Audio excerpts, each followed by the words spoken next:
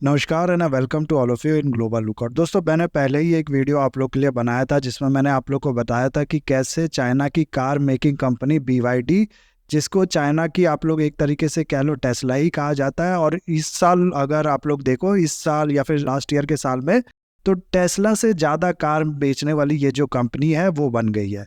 इसका हाल में इंडिया में इन्वेस्टमेंट करने का प्रपोजल था। इसने कहा था कि 1 बिलियन हम लोग इन्वेस्ट करेंगे इंडिया में, और इसका जो प्रपोजल है इंडिया की सेंट्रल गवर्नमेंट को इसने दिया था। लेकिन इंडिया की सेंट्रल गवर्नमेंट ने क्या किया है, उस वीडियो में मैंने आप लोग को साफ साफ बताया था।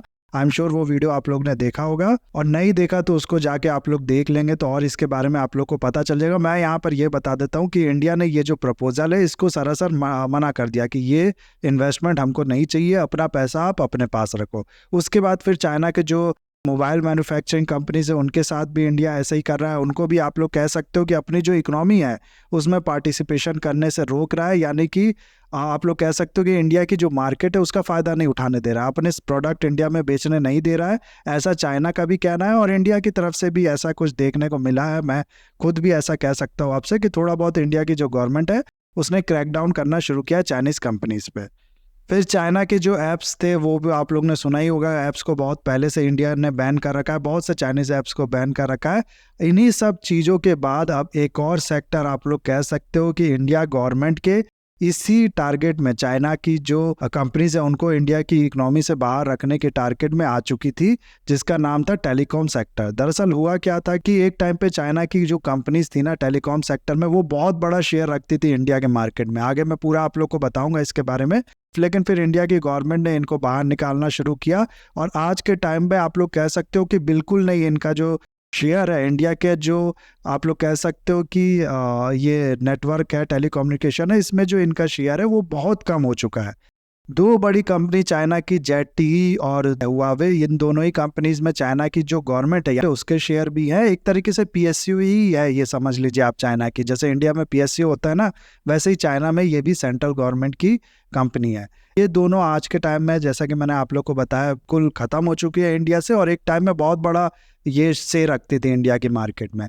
कैसे, मैं आप लोग को पूरा बताऊंगा। तो इसी से रिलेटेड एक न्यूज़ आई है, ये जो आर्टिकल है यहाँ पर आप लोग पढ़ सकते हैं। साफ साफ इसमें लिखा है कि चाइना की ये जो ZTE कंपनियां है ये एक बैक रूट ढूंढ रही है इंडिया में दोबारा एंट्री करने के लिए। ये कंपनी दोबारा इंडिया में एंट्री करना चाहती है, इसके लिए इसने प्लान भी बनाया, और इसको लेके ये थोड़ा बहुत पॉजिटिव भी है कि हमें इंडिया के मार्केट में एंट्री मिल जाएगा। लेकिन एक और आर्टिकल मैं यहाँ पर आप लोग को दिखाना चाहूँगा, इससे थोड़ा पहले का है ये आर्टिकल, जिसमें साफ इसको अपोज किया गया है कि इसको या फिर हुआवे हो गई, इन दोनों को इंडिया के मार्केट में लग नहीं रहा कि जो आप लोग कह सकते हो एंट्री है वो दोबारा मिलेगी। तो क्या है ये पूरा इशू, और कैसे कैसे ये जो पूरी डेवलपमेंट हुई ओवर द ईयर्स, एक टाइम पे ये इतना बड़ा शेयर रखा करती थी और आज के टाइम में आउट है मार्केट से, ये सब कैसे हुआ है, ये सब मैं बताऊंगा आप लोग को बहुत ज़्यादा डिटेल में इस वीडियो में। बहुत कुछ आप लोग को जानने को समझने को मिलेगा इस वीडियो में, बस आपको एंड तक बने रहना है। और अगर वीडियो अच्छा लगे तो लाइक, कमेंट, शेयर, सब्सक्राइब जरूर करना है। देखो, हुआ क्या कि इंडिया में जो टेलीकॉम सर्विस प्रोवाइडर हैं जैसे कि एयरटेल, BSNL और आजकल जियो वगैरह भी है, इस तरह की बाकी कंपनीज भी हैं जिनके बारे में हम सब जानते हैं। ये जो कंपनीज है ना, ये जो अपनी सर्विस प्रोवाइड करती हैं, जिनका इस्तेमाल करके आप एक जगह से किसी दूसरे जगह पे कॉल लगा सकते हो, मैसेज भेज सकते हो, इस तरह की जो भी ये सर्विस प्रोवाइड करती हैं ना, ये सर्विस इनको प्रोवाइड करने के लिए बहुत से इक्विपमेंट्स की ज़रूरत पड़ती है। जैसे कि हो गया सर्वर, टावर हो गया, या फिर रेडियो हो गया, ट्रांसमीटर हो गया, एंटीना हो गया। इस तरीके के बहुत से इक्विपमेंट जो होते हैं वो इनको ज़रूरत पड़ता है, उसका इस्तेमाल करके पूरा ये जो अपना नेटवर्क है वो बनाती है, जिसके बाद ये जो सर्विस है ये प्रोवाइड करती है आपको, हमको। और पहले ज़्यादातर ये जो प्रोडक्ट है, ज़्यादातर ये जो इक्विपमेंट्स है, ये इंडिया इंपोर्ट ही करता था। आजकल तो कुछ बनने लगे हैं, लेकिन 10 साल 15 साल पहले की अगर हम लोग बात करें ना, तो तब से ये इंडिया इंपोर्ट ही करता है। अभी बहुत रिसेंट में इसका जो मैन्युफैक्चरिंग है वो शुरुआत हुआ है इंडिया में, आप लोग कह सकते हो। पहले इंडिया इंपोर्ट करता था यूरोपियन कंट्री से, लेकिन 2010 में क्या हुआ कि चाइना की कंपनी जैसे कि ZTE और हुआवे, जो ये दो कंपनीज है जिनके बारे में हम लोग ने पहले भी बात की, इनकी एंट्री होती है इंडिया में। यहाँ पर एक आर्टिकल है, आप लोग देख सकते हो, ये 2010 का ही है। ZTE ने 3,000 करोड़ का एक आप लोग डील कह सकते हो BSNL के साथ साइन किया था, जिसमें ये जो इक्विपमेंट्स है ये प्रोवाइड करेंगे BSNL को। वहीं आप लोग को हुआवे का भी नाम यहाँ पर मिल जाएगा। हुआवे जो है उसने भी साइन किया था टाटा के साथ एक डील। टाटा का डोकोमो पहले हुआ करता था, आप लोग को याद होगा। तो टाटा टेली सर्विस के साथ इसने डील साइन की थी, जिसके थ्रू ये इक्विपमेंट सप्लाई करते टाटा को। तो यहाँ से 2010 से आप लोग कह सकते हो कि चाइना की इन दो कंपनीज की इंडिया में एंट्री होती है। और इसके बाद से देखो होता क्या है ना कि हर इंडस्ट्री की तरह इस इंडस्ट्री में भी चाइना के पास एक प्लस पॉइंट है। चाइना पे मैन्युफैक्चरिंग बहुत ज़्यादा है, आप लोग को पता होगा, जिसके चलते उसके ये जो प्रोडक्ट है ना ये काफ़ी सस्ते रहते थे।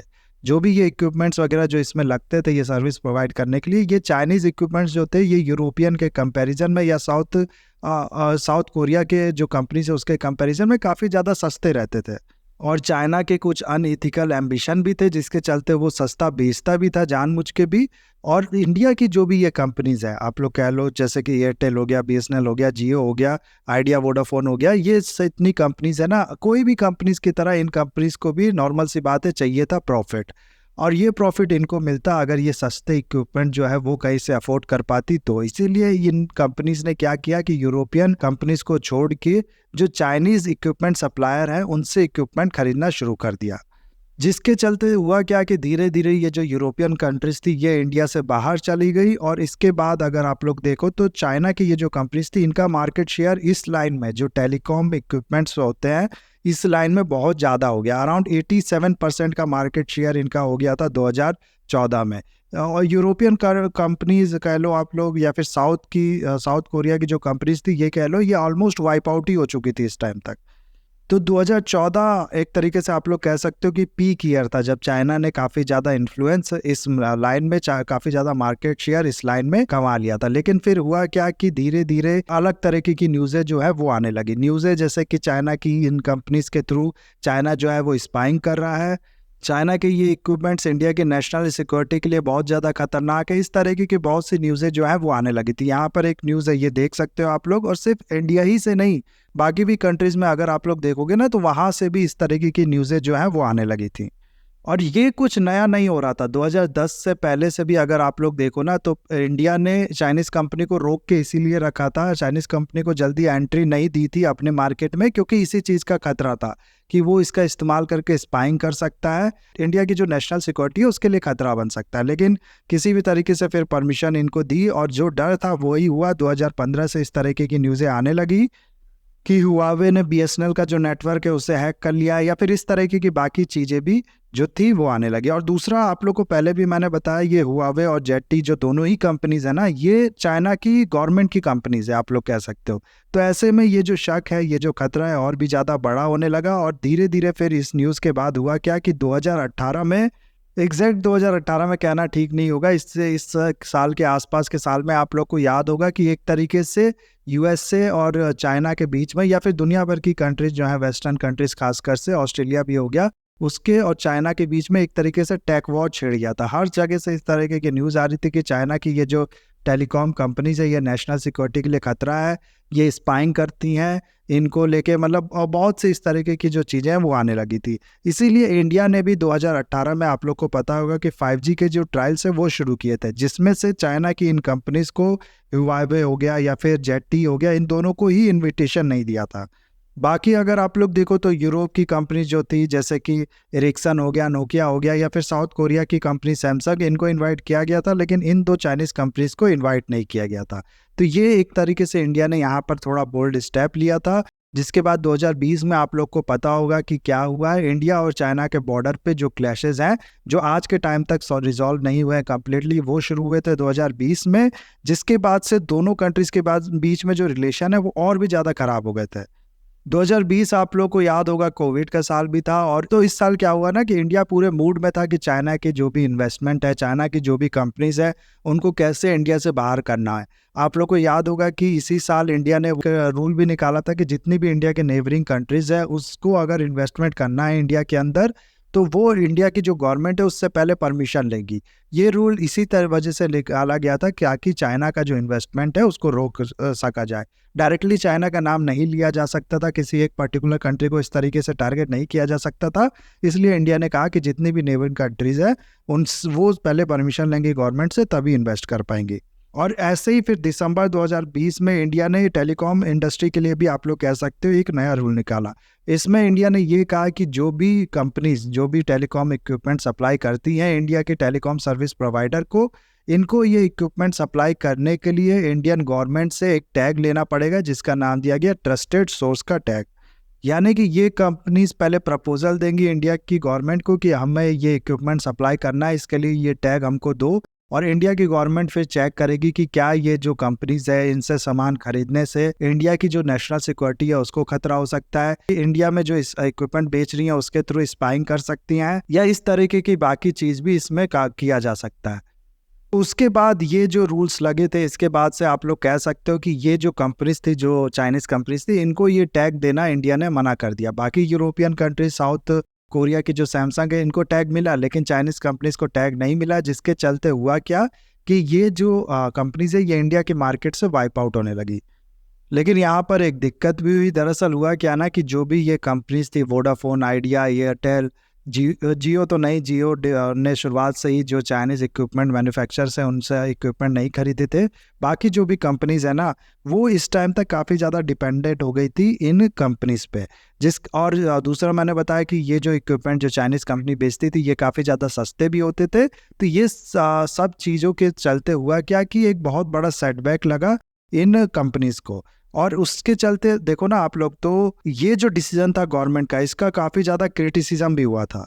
बहुत से लोग इसका क्रिटिसाइज कर रहे थे कि इसके चलते इंडिया की जो टेलीकॉम सेक्टर है उसी को नुकसान होगा, क्योंकि इंडिया एक प्राइस सेंसिटिव मार्केट है।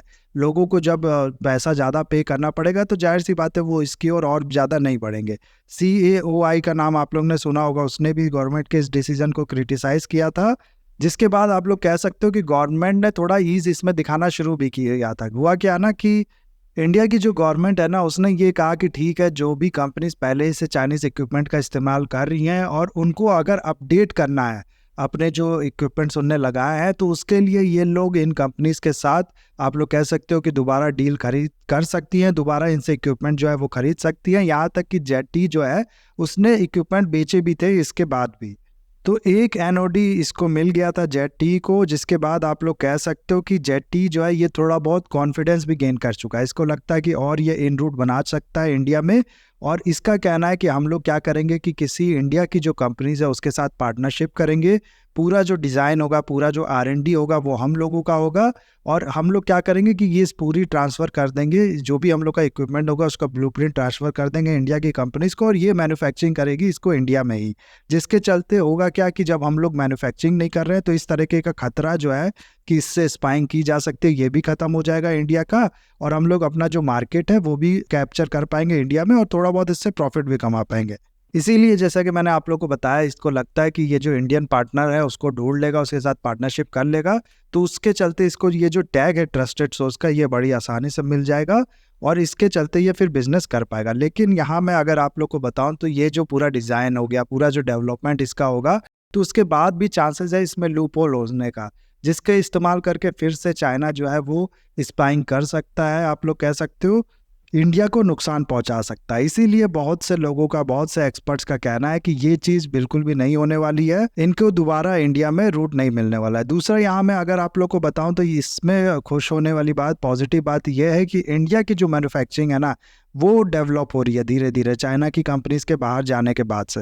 दरअसल हुआ क्या है, आप लोग को पता होगा कि इंडिया का जो C-DOT है इसने अपना खुद का कोर नेटवर्क जो है वो तैयार किया है। साथ ही साथ इंडिया की जो टाटा की तेजस नेटवर्क है, टाटा ओन्ड है ये, मैं बता दूं आप लोग को, इसने अपना जो पूरा स्टैक होता है वो डेवलप किया है। तो इस तरीके से इंडिया के भी इंडिजिनियसली मैन्युफैक्चरिंग जो है इस लाइन में वो बढ़ रही है। इंडिया का जो नेटवर्क है वो धीरे धीरे बढ़ रहा है इस चीज़ में, तो ये भी एक काफ़ी ज़्यादा पॉजिटिव चीज़ है। और यहाँ मैं आप लोग को बता दूं, जो 5G नेटवर्क है ना उसमें आप लोग को देखने को मिलेगा यूरोपियन कंपनीज जैसे कि रिक्सन, नोकिया, और साउथ कोरिया की कंपनीज आप लोग को देखने को मिलेगी। और जो 4G है उसमें अगर आप लोग देखोगे ना तो उसमें इंडिया अपनी ही टेक्नोलॉजी, अपनी ही मैन्युफैक्चरिंग का इस्तेमाल कर रहा है। BSNL जो सबसे ज़्यादा एक टाइम पे इस्तेमाल करता था जेटी और हुआवे की सर्विस को, उनके इक्विपमेंट्स को, आज ये कम्प्लीटली शिफ्ट हो चुका है इंडिजिनियसली जो ये है उस पर। तो कहने का मतलब है कि चाइना की जो कंपनीज है वो कम्प्लीटली वाइप आउट हो चुकी हैं और धीरे धीरे ये कोशिश कर रही हैं इंडिया में एंट्री करने के लिए। देखना होगा आगे इनको दोबारा रूट मिलता है कि नहीं इंडिया में।